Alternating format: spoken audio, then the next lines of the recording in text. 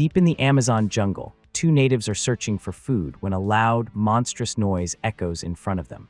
Suddenly, a bulldozer appears on the scene, tearing down trees and leveling the land. Elsewhere, the activist group ACT organizes a demonstration and a hunger strike at the university, fighting for janitors' rights. The commotion wakes Justine in her dorm room, and she looks out the window to see what is happening outside. The noise also wakes her roommate, Casey, and Casey's boyfriend, Scott, who complain about the disturbance. Later, when the friends go out to eat, Casey expresses her irritation toward the activist group, believing that their demonstrations do not actually change the world. In class, both friends are horrified when they listen to a lecture about the barbaric practices that some native tribes still carry out on women. Shocked, Justine asks why the government has not intervened to stop these practices, mentioning that her father is a lawyer for the United Nations. However, the professor explains that although corrective efforts have been made, external forces cannot fully interfere in the customs and beliefs of other countries. After class, Jonah, a member of ACT, approaches Justine to invite her to join the group, which fights for the rights of the oppressed. Despite her doubts, Justine agrees to think about the proposal and receives a flyer with information about the next meeting. During lunch with her father, Justine asks him to intervene in the case of the women affected by those barbaric practices, but her father tells her that it is not so simple to interfere in the affairs of other countries. Later, Justine attends the ACT meeting, where the leader, Alejandro, presents his mission to save the natives of the Amazon rainforest. When she asks whether a protest will really change anything, Justine is scolded by Alejandro, who considers her insolent.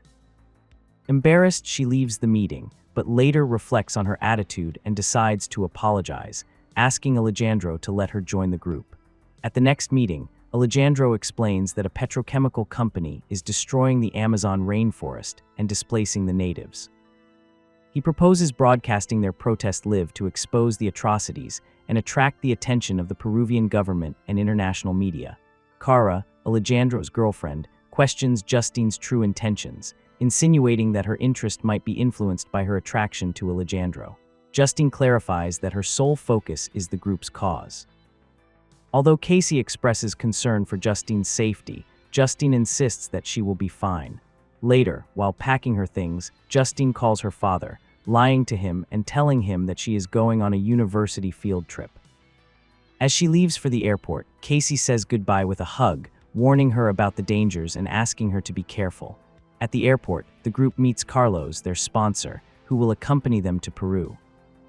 Justine wonders why Carlos, who does not seem to be an activist, would finance their mission, but Daniel explains that he is simply a wealthy man who supports their cause. Once in Peru, the group travels to their hotel, where they discuss the plan and enjoy a meal.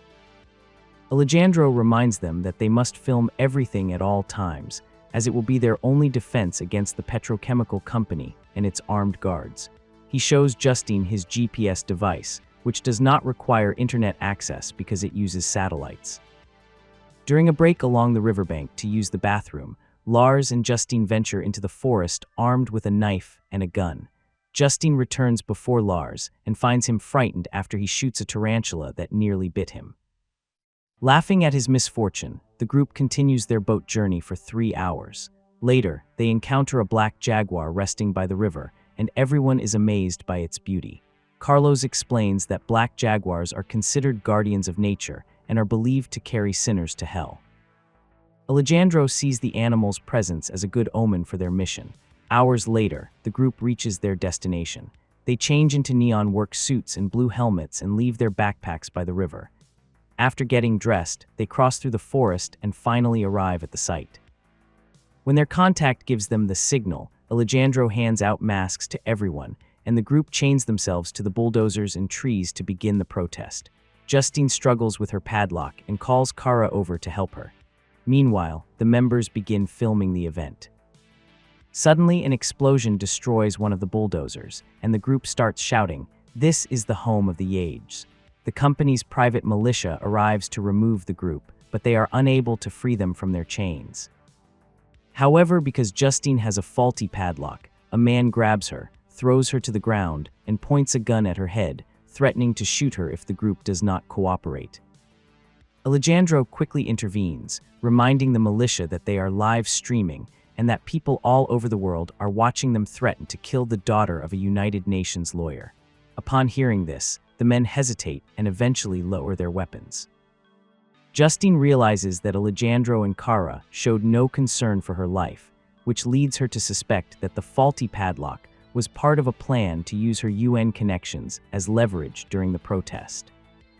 The activists are arrested and taken back to the boats, where they discover that their backpacks have disappeared.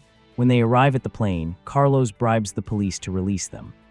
On the return flight, the group celebrates their success, except for Justine, who looks at Kara with disdain. As they celebrate, their video goes viral, prompting the Forest Stewardship Council to file a complaint against the company with the support of the Peruvian government.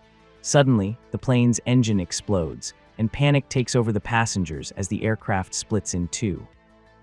Carlos and Brooke fall from a great height, and the pilots are impaled on branches when they crash. After the accident, Alejandro asks if everyone is okay, but the group is disoriented. Daniel mentions that they must find their GPS to call for help, since their phones do not work in the jungle. While searching for the GPS, Kara hears a noise and ventures into the nearby trees. However, because they are dressed like petrochemical workers, the natives mistake them for intruders, and an arrow pierces Kara's neck, killing her instantly.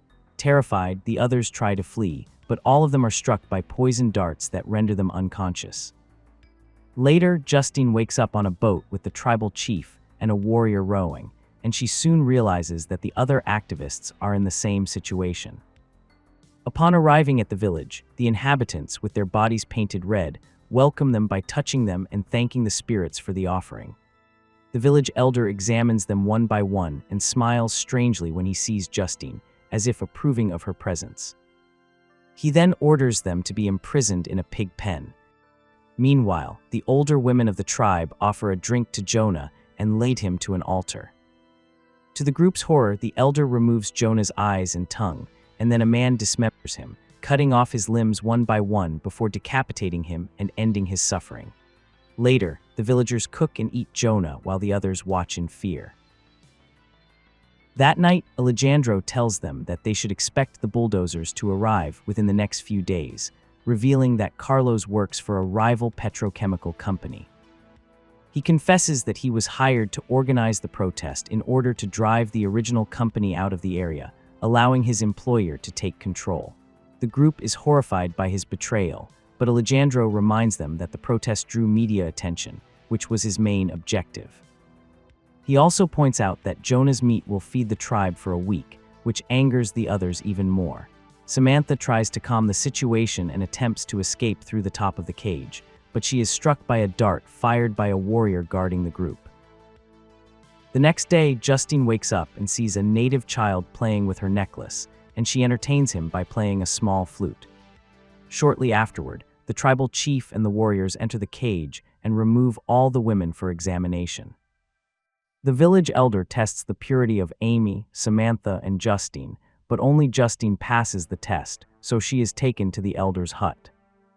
Later, Daniel distracts the warrior guarding them with the sound of a phone, allowing Samantha to escape toward the boat on the river, where she hides. The next day, Justine returns to the group, covered in ceremonial paint and unable to remember what happened. Daniel realizes that they plan to perform a barbaric ritual on her intimate parts, which could cause her to bleed to death or suffer a severe infection. Fearing the worst, he tells the others that they must escape as soon as possible. Later, Alejandro encourages the group to eat the leftover food that the natives give to the pigs, telling them that they will need the energy to escape. Despite being vegan, Amy eats, but when she sees familiar tattoos on the cooked skin, she realizes that they have eaten Samantha. Unable to bear the fact that she has eaten her partner, Amy breaks the plate, takes a shard, and slashes her own throat. Knowing that the natives will soon collect Amy's lifeless body for their next meal, Lars and Daniel stuff a bag of illegal drugs into her throat, hoping to poison the tribe when they consume her. Later, the tribal chief takes Amy's corpse and prepares her flesh to feed the village. As planned, the entire tribe becomes stunned by the substance they ingest. Lars, Daniel, and Justine attempt to escape, but Alejandro knocks Lars unconscious with a poisoned dart, saying that he needs someone to be eaten before him. Justine and Daniel have no choice but to flee. Meanwhile, Lars wakes up and finds himself outside the cage. Unfortunately, because the illegal substance made the natives even hungrier, they devour him while he is still alive. Elsewhere, the two fugitives find pieces of their plane along the river and decide to follow the trail, but Justine accidentally falls into the raging river. Fortunately, she manages to grab onto a rock and climb out. Hours later, they reach the crash site, where they discover the lifeless bodies of Kara, Carlos, and Brooke, impaled by the tribe. Daniel finds his GPS, but it has run out of battery. They hear a device working on Kara's body, but when they try to retrieve it, the Yades capture them and take them back to the village. The next day, Justine wakes up as an oily substance is smeared on her body. Meanwhile, Daniel screams in pain as he is tied to a stake and has his bones crushed with a blunt weapon. The natives begin painting Justine's body, while Daniel is covered with a green substance that attracts ants, whose bites cause him immense pain. Inside the hut, the tribe's elder is about to perform a barbaric ritual on Justine, when suddenly, a warrior appears carrying the head of a worker, alerting the tribe to the arrival of a new cleanup crew. The warriors gather by order of the chief. Seeing that the adult Yades have left, Alejandro tries to escape, but the two young guards stop him. Inside the hut, the Yades child whom Justine had met helps her untie herself, and she overpowers the woman guarding her. Outside, Justine approaches Daniel, who is tied to the stake, and he tells her to take the phone and begs her to end his life. When she hesitates, the child ends Daniel's suffering for her. Just before escaping, Justine hears Alejandro screaming for help, but she ignores his pleas and leaves him behind. In the forest, the child guides her toward freedom, and as a sign of gratitude, Justine gives him her necklace with the flute.